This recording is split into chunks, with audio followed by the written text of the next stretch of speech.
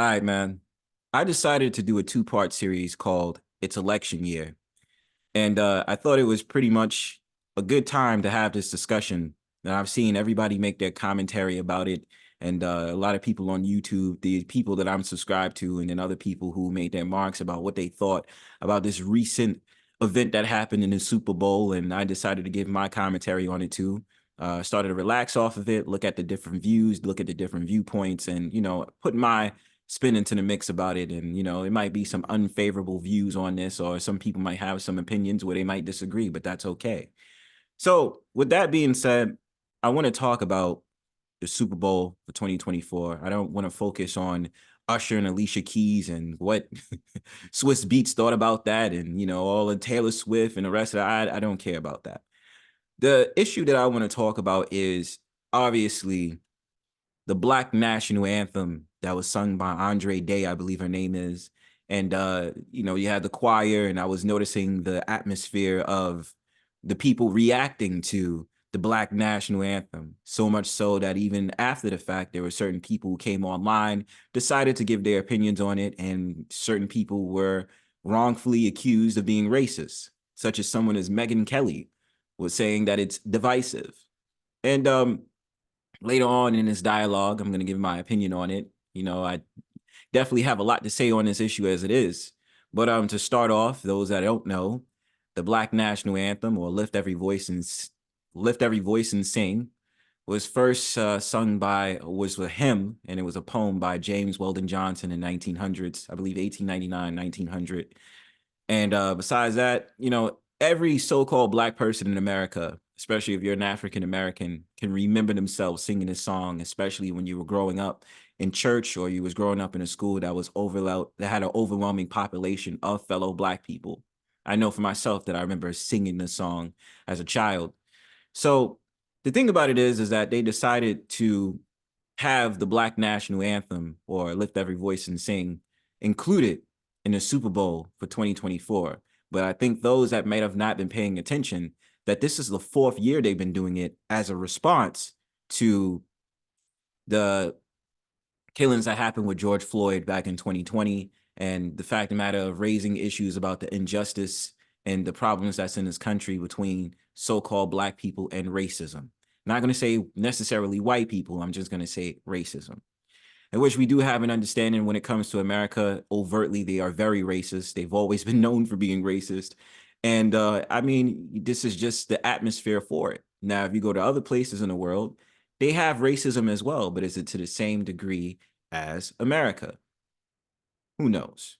But the darker the skin, the more controversy there is, and the more discrimination that takes place off of it. But let me get to my point. My opinion is as follows. It's election year. And the thing about it is that it seems as if these events usually happens conveniently when we're about to figure out who the next president is going to be, and talking about how to improve the American fabric and improve people in America getting along with each other and stuff like that. And so conveniently, you have a lot of these events that take place where there's going to cause a lot of conversation and a lot of controversy. In my opinion about this whole entire thing, I've already said I don't agree with Black Lives Matter. This is basically them, Black Lives Matter, forcing themselves into saying, we need something to be a representation of Black people. But ironically, the so-called Black woman that's involved in an organization is actually married to a trans white man. Like, quotations, that is. And so with that being said, even if you think about who Black Lives Matter is funded by, it's also funded by someone that's not our own people, right? And so we're looking at it, I can understand the sincerity of what Andre Day was trying to put out there, what she was trying to invoke, and saying that it's very important for so-called Black people to have their own representation, and that we should be able at the front lines to discuss or sing something that's very near and dear to us.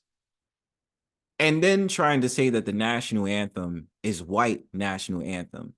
You understand? My thing about it is this: if they say that it's the American national anthem, that's what I take it for. Now, I know a lot of people might be upset and they might be like, oh, Bronzebird, why you believe in white supremacy? No, I don't. This country is full of shit. And I must say that so we have an understanding. And I'm very aware that we live in a racist country. Very aware of it. There's different places in the world that's racist as well. But getting back to America, I am very aware of it. I'm not dumb to the fact of the matter that they do discriminate against so-called Black people, especially so-called Black men, especially when it comes to police brutality. But there's more issues at stake when we're talking about the injustices that happens with so-called Black people in America. And so my commentary on there being a Black national anthem, I don't necessarily agree with it.